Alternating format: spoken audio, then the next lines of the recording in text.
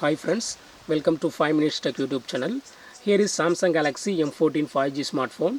In this video, you will learn how to check RAM of our phone Samsung Galaxy M14 5G.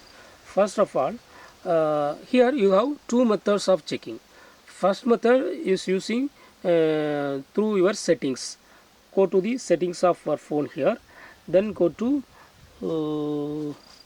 battery and device care, and here you can see in memory. Okay, memory 4 GB is the RAM. Okay, out of 4 GB 2.8 GB is used. Okay, so total 4 GB is showing here. So your phone has 4 GB RAM. Okay, also you can check through other settings through developer options. For that, go to the settings of your phone here, then go to about phone, then go to software information, and here tap on build number 7 times, and it will ask you to enter your uh, pattern. In case you set developer option is now activated.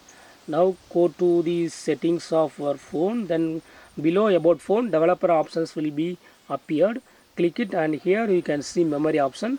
Here it's showing that 2.7 GB of 4 GB used. So 4 GB is maximum, 4 GB is the RAM for our phone. So in these two methods you can check how much RAM your phone has. Okay, that's all friends.